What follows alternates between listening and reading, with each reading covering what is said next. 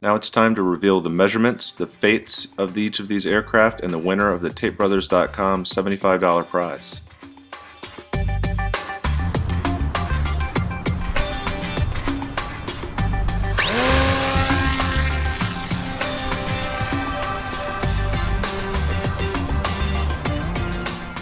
This one looked like it was off to a good start, maybe a little bit flexy in the wings, and then...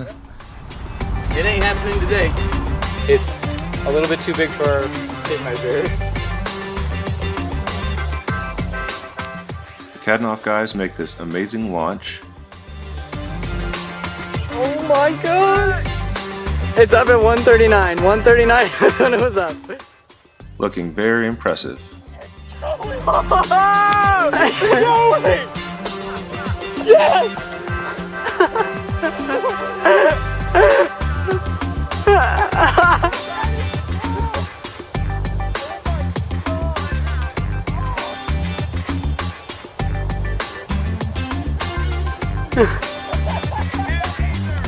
30 more seconds, 30 more seconds! Then things start to look a little bit more weird. Oh no!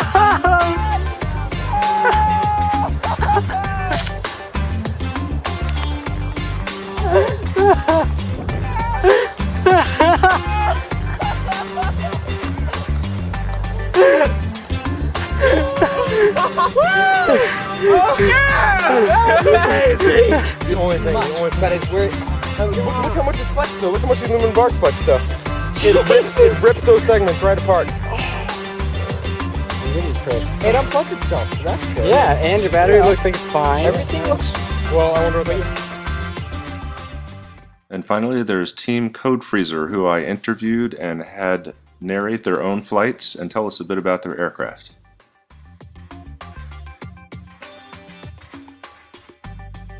Right. This was the maiden flight of this plane, but it wasn't the first flight of. It was the first of this configuration, but not of the plane. So I kind of knew, and I could feel in my hand that it was going to just take off out of my hand. Yeah. So I didn't give much of a run up or a push.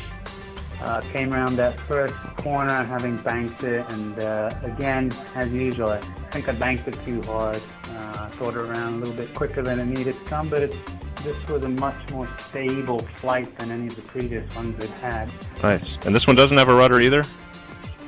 No rudder on any of the configurations. Well, good Which balance. I think really was a mistake. Although you had great balance on the yaw control, just using, I guess, differential or luck or skill, but it looks like it's straight on. Yeah, this particular model as well, I threw I doubled the size of the vertical stabilizer. You can kind of see it possibly as you land here. It's pretty big.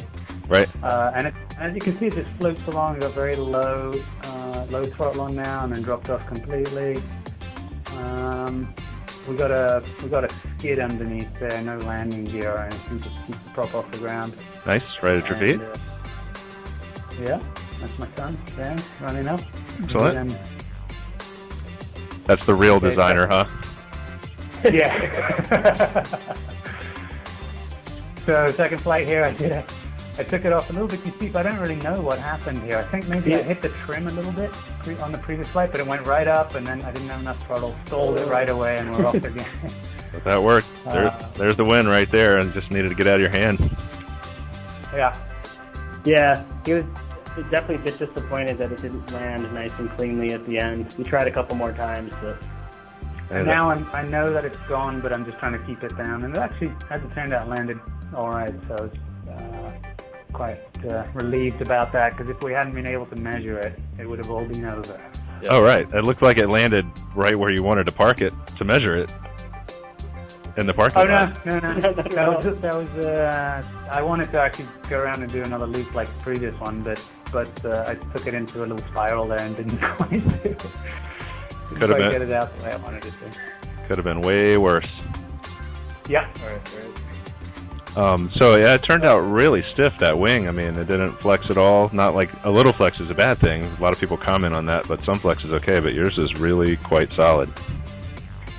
I think a lot of the strength is in the spar itself, but I think the Gorilla Glue to the foam adds a bunch as well.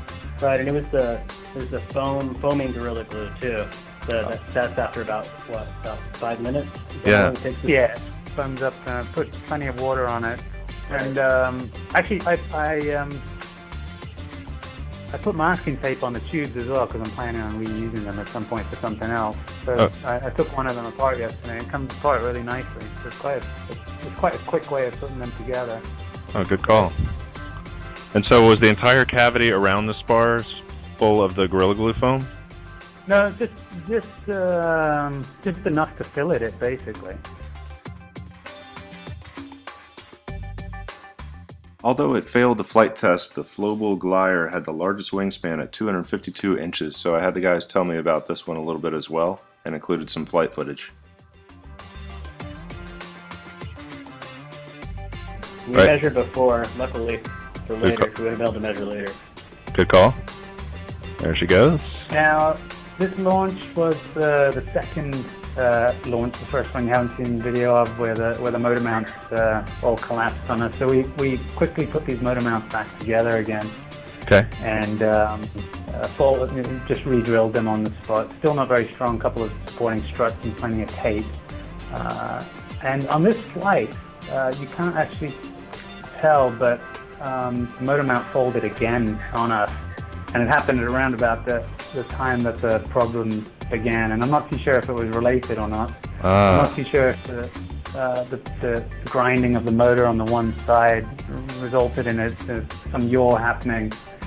But as soon as I heard it, I dropped the rev, and by then it was too late. So now I'm in a left spiral, and then sort of floating down a little bit, and nothing I could do could straighten it out. So at that point, I was just focusing on getting it down to the ground with the minimum damage. And here it's quite interesting. It actually cartwheeled on the ground before hitting the road, which fortunately being a Saturday morning wasn't a problem. So it ended up sitting on the road. And this is all with a keychain camera that we just taped on one end. Also Matt's idea, which turned out really nice. Yes, it is. Good for diagnosing post-flight as well as for entertainment purposes. Yeah, it's true. Very true. Yeah, that just looks super cool. And the wings definitely have even more bend to it than we could see from afar. I'm impressed at how much bend it had to them. Yeah. And although this plane didn't take the win, I think people are going to be really interested to see this and see where you take it if it can fly again. Yeah, I think next time I'm going to put a couple of extra fore-aft pieces of tape on the wing to try and get a better idea for getting variable flex through here. And like as I mentioned before, using the flex to control it, I'm really keen on giving that a try. Definitely. Maybe even putting a... Oh, this is not good. Okay, we've got an inverted flex right there. The far motor mount is good here, so it might be the closer one, or when you're giving it a lot of airline too. It touches right there, and it just drags across the ground, and then... Yeah. Right. So there's a road just on the other side of the field, so we ran very quickly to retrieve it. Very nice. Yeah, it looked like one wingtip touched down, the other one was still flying around it. Set it down nice and gentle. And now you can see, I don't know if you can see the starboard motors sticking straight up. And okay, so now we repair it again. Now we actually ended up cracking the motor mount itself, the one that comes with the motor, and so we ended up having to screw directly into the motor itself. Yeah, we had like some aluminum, a pair of tin snips, and a drill. So we actually built a new motor mount in a few minutes. Good stuff. We do that and plenty of tape and a little CA. You can fix almost anything. Very nice. And Matt had built a really elaborate way to launch this, a launching mechanism, but I soon discovered that just grabbing it was actually okay. I think we were just afraid that it might snap or something, but it was fine like that. Yeah, it looks pretty good.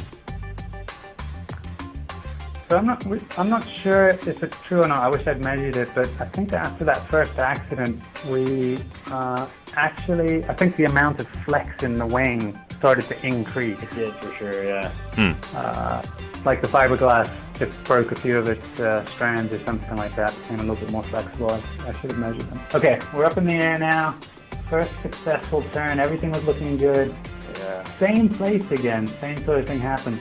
So you know, I could probably get away with saying that there was some turbulence in the vicinity that started the problem. Makes sense to me. But it's that high angle of bank seems to result in it side slipping, and then the controls just are no longer responsive, and that's basically it. Got it. Bang! That time we came down and we actually bent the two fuselages and bent the motor mount. So that's when we decided to call it a day. Well, actually, we were forced to call it a day at that point, and flew some other planes. Yeah.